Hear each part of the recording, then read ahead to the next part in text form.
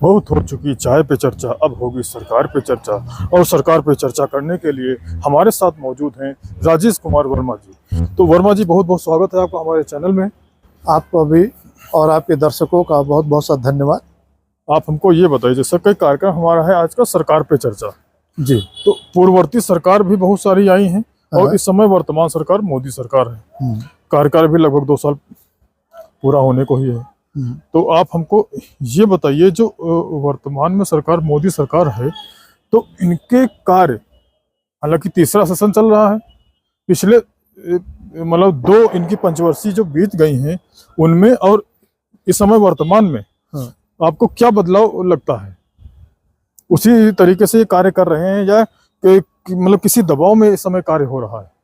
देखिए, दबाव में तो नहीं कह सकते कि दबाव में हो रहा है, लेकिन जो पहले था काम जी, 2 पहले पंचवर्षीय योजना में थे, वही इस समय भी काम चल रहा है।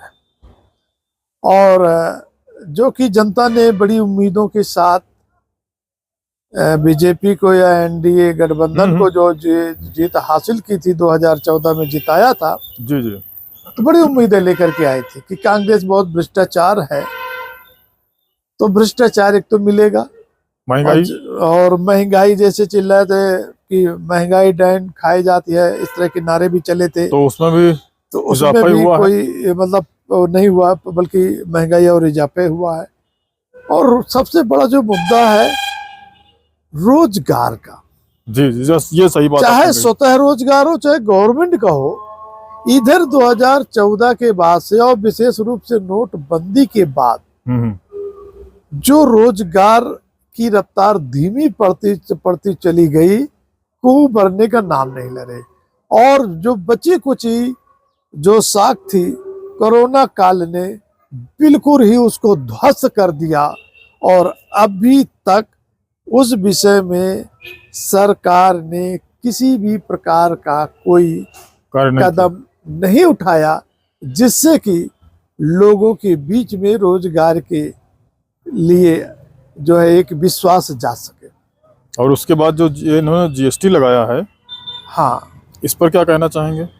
जीएसटी, अब देखिए सरकार जो, अब फिर वही चीज आ जाएगी, सरकार ने जीएसटी जो लगाई है वो अपने फायदे के लिए की थी।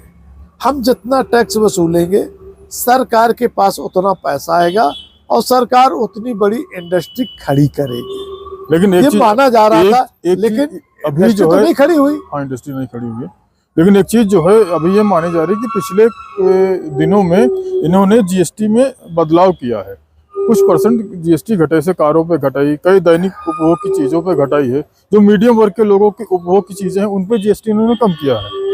हाँ, तो इससे कहीं फायदा नहीं मिलेगा? देखिए, अब उन्होंने कहा कि हम जीएसटी कम कर रहे हैं, कुछ सामानों को छोड़ दीजिए। आज भी जो अगर दूध लेने जाइए तो वही रेट मिलता है, पेट्रोल लेने जाइए तो वही रेट मिलता है, होटलों में जाइए तो वही रेट मिलता है, अन्य कोई भी सामान खरीदने जाइए, रेलवे का टिकट है तो वही है, कोई कम तो हुआ नहीं है। जीएसटी जबकि लगा हुआ था। परिवहन विभाग की जो बसें हैं सरकारी, उनमें भी जो किराया तो कम हुआ नहीं है। तो आखिर जीएसटी कम करने का ये कहाँ पे लोगों को फायदा दिख रहा है? ये जो गाड़ियां कारें या मोटरसाइकिलें हैं, 2 पहिया 4 पहिया, इन पे तो रेट काफी कम हो गए हैं। अब तो 2 पहिया 4 पहिया तो फिर वही चीजें कह लीजिए कि भाई जिसके पास पैसा है हम उसके लिए भैया सब जीएसटी में छूट दे रहे हैं, जिसके पास नहीं है रोजमर्रा के लिए, हम रोजाना अपने काम के लिए सिटी बस से या अपना का तो उससे 150 किलोमीटर दूर जाकर के अपना काम कर रहे हैं, तो फिर उसके लिए तो फिर कोई जीएसटी घटाने मतलब पब्लिक ट्रांसपोर्ट का मतलब किराया, आपकी नजरों में किराए को कम करना चाहिए, वो नहीं हुआ है। भाई किराया कम होना चाहिए आपका हर एक, बल्कि पोस्ट ऑफिस में तो बड़ा देखिए, जो रजिस्ट्री 17 रुपए 18 रुपए में हो जा रहे थे, वो 19 रुपए हो गई है, कई चीज बढ़ गई है। तो इससे विशेष रूप से तो हमें नहीं लगता कहीं पर आम जनमानस को इसमें कुछ फायदा दिख रहा हो। जी, चलिए, बहुत बहुत धन्यवाद हमारे साथ इस चर्चा में जुड़ने के लिए। फिर मिलते हैं, नमस्कार।